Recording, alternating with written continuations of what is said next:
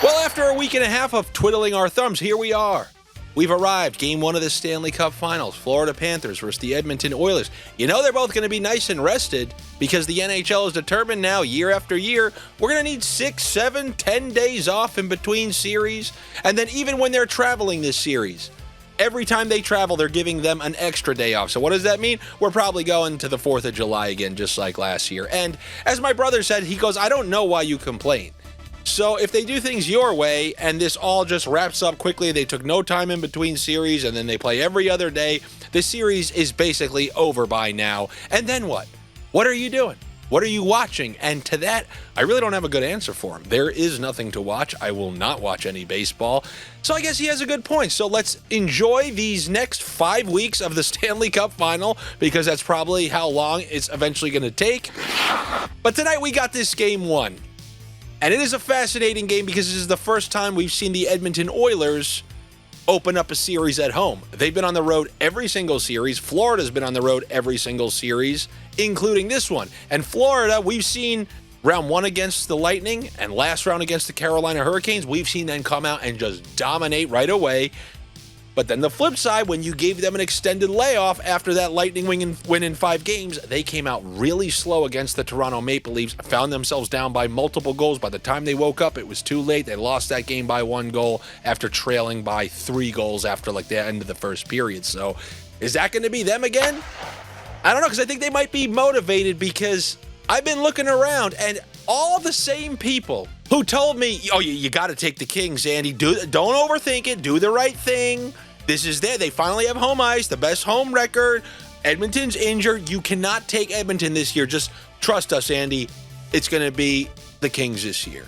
Those same people are now telling you to take the Oilers, which I think worries me a little bit as a huge Connor McDavid, Conn Smythe owner, as well as the Connor McDavid most points in the series owner, which we were able to get at plus 170, and I just checked today, down to plus 120, so always feels good when you get them on that end. And for those people, by the way, you Connor McDavid plus 550, or if you took him earlier in the playoffs, if you're owning a ton of Connor McDavid, Conn Smythe like me, I have a little suggestion. I said I am going to navigate us to guaranteed profits. We have that plus 550, Connor McDavid, Conn Smythe. We have the plus 1,000 or plus 1,100, Sasha Barkov, Conn Smythe. Well, I found a little mispriced Conn Smythe over the weekend, and I'm pretty sure it still stands, and that is Leon Draisaitl, Conn Smythe. I saw him on Bet Rivers, Unibet, Ballybet, any of those Canby Sportsbook. He only trails Connor McDavid by 1 point in the playoff score. If he happens to have 2 game-winning goals in this series, and they happen to be crucial goals, and they end up giving it to him, if you have that plus 550, I would just take a little spritz of it if you can. Just so that you can feel better. I know you're not supposed to buy insurance in blackjack, but this ain't blackjack. This is the Conn Smythe game. But as far as Game 1 goes, I got some sniffs for you here as well. Now, the first thing I want to tell you, I'm going to give you something you're not going to like, but I just need to bring it to your attention. I'm nearly certain by Game 4, probably Game 3, we're going to open up the game, we're going to look at the line, and the total is going to be 5.5, as it always is for Stanley Cup Finals game. But because every sportsbook out there will always be scared of the Oilers and Connor McDavid, we are seeing a 6.5 listed here, and it's just a practice. I have to take under 6.5s when they're listed in the playoffs, let alone when they're listed in the Stanley Cup Final. In the series preview, I already talked to you about how the Edmonton Oilers now have the ability to lock things down late in the game. We've seen that essentially in every single series, especially the last 2 series. And we know Florida is a team that's also built on defense. We saw Game 1 last year was a 3-0 final. Would you really be shocked if it was something like that? Once again, an empty net, a 2-0, then an empty net or 3-0. Game 1 of the Stanley Cup Final is obviously an extremely important game. You know Edmonton went down 3-0 in the series last year, and they're going to be looking not to have that repeat. So I think the under 6.5, look, I have overs for you. So if you don't like that, but it's just something I need to put it out there. My lifelong philosophy is clenched ass cheek. It's made us money so many postseasons. I know there's been a couple of busted unders, but I just think it's a good practice. 6.5's the total. You take an under in a Stanley Cup Final game if it's offered. So now let's go peel back the curtain and see what's behind there. Let's find some player props that we could find that we like. Now, the first one is going to revolve around a player who we don't know if he's at 100%. I've mentioned this guy before. He missed a game. He took a knee-on-knee from Sebastian Aho last round. He missed a game, played the following game. But one thing that I find interesting, he hasn't topped a single shot on goal in the previous 5 games. Now, he had a couple of assists in that closeout game versus Carolina. But this is S.Reinhart, who has played 1 game since missing that game 4 against Carolina. And he took a knee-on-knee. If this was the regular season, would he be playing? Is he at 94%? Is he at 84%? I don't know. I'm just going to take the chance that if he's not at 100%, which he might be, but that's just part of the sniff here. Maybe he's not, so I'm going to take the chance that in a game 1 in Edmonton, where typically the road team kind of has to absorb a little bit and just get through the opening 10 to 15 minutes of the game, basically get through the first period, although I understand Florida is that kind of team that doesn't care and they can take over a game 1. Even when the crowd's into it, just as it was in game 1 in Carolina. But I still like my chances under 2.5 shots on goal for S.Reinhart in this game 1 against the Edmonton Oilers. And now let's go to your favorite place, a place where the Parlay Pirates seem to thrive. This is where they live, although, in the playoffs, the pickings tend to be somewhat slim. But all of my player props in terms of the word over are going to revolve around both of these teams' power plays. Now, Edmonton, as I mentioned in the series preview, they were red hot in that last round in the Western Conference Final against the Dallas Stars. It's the best they've looked all playoffs. They're in the midst. They get pretty much 1 to 2 of these every playoffs, where it seems like they're scoring a minimum 1 power play goal every single game. Now, I actually am concerned about the thing I told you about, the ultimate elite power play ruiner in the Florida Panthers. But typically, when a power play is that red hot and they're at home, where the Oilers are even better than they are on the road, if Florida's going to get there and be that great penalty kill, which held Edmonton to 12% last season or last Stanley Cup final, I think there would need to be a taper.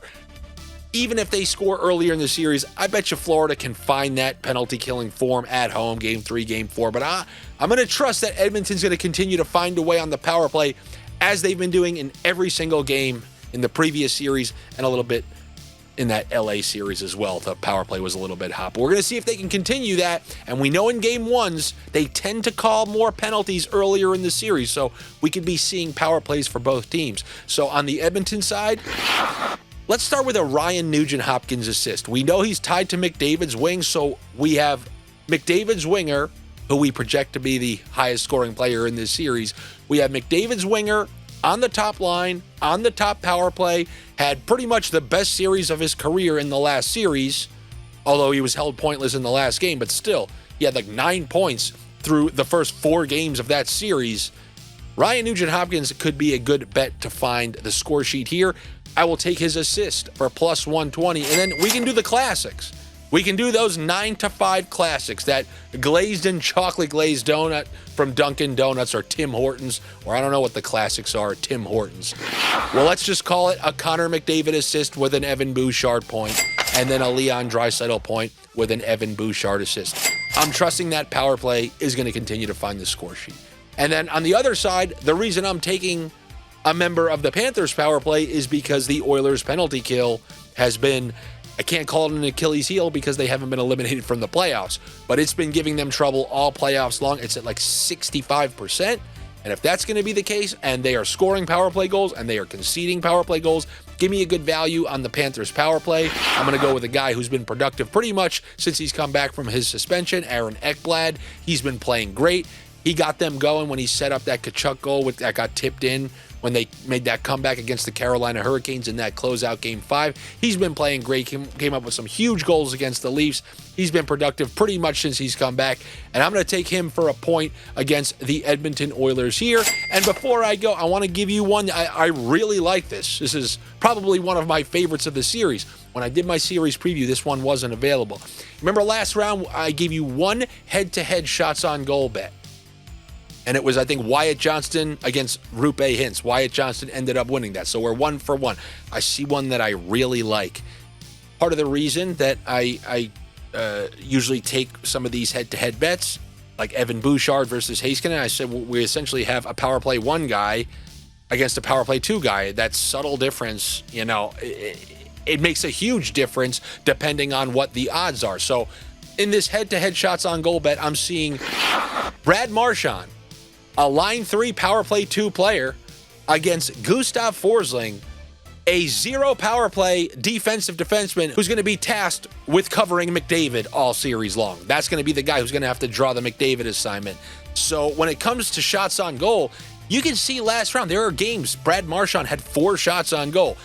He has a game like that, you're almost in the clear. He's way more likely to have games where he gets 3 shots, 4 shots, than Gustav Forsling, who doesn't have to contribute as much as he did last postseason because of the offensive pieces that the Panthers added, especially on the back end. Like, there was no Seth Jones last year. Yeah, I know there was Montour, but when you talk about Nate Schmidt, who's the power play 2 defenseman, he's nowhere to be seen on either power play, and just those chances right there, those extra little chances to just get some extra shots on goal, I think that does make a difference. I think that adds up over the course of a series, and I feel pretty comfortable taking Brad Marchand shots on goal head-to-head versus Gustav Forsling. If this bet was taken last round, Marchand would have won 9-4 or 5. So I feel pretty comfortable with that one, and that's what I will leave you with here for Game 1 of the Stanley Cup Final. Good luck to you. Yes, better luck to me. Make sure you're subscribed here to my YouTube channel. If you like this video, if you like other videos, what kind of other videos? I just taped a new podcast. That one's going to be dropping in the next, I don't know, I'd say 24 to 35 hours. So make sure you check that out. I think it's a pretty funny one. Click the notifications. You'll know exactly when it drops. If not, click the notifications so you know when the next hockey video drops. But obviously, what I would appreciate the most is if you become a minority owner of this show. You become the lone sponsor. And how can you do that? Join the Patreon over at patreon.com/Andy Francess. That's where I have put these picks up already. That's where I'll communicate anything new based on information learned throughout the course of the day, any lineup changes or anything like that. That's where Josh puts his MLB picks all 7 days, every single week. And that's where you can go in the chat rooms and talk to the other community of sniffers and compare your 15-leg parlays. I really hope to see you there. If not, I will see you for Game 2 or for my podcast video. Regardless, I look forward to it, and I will talk to you next time.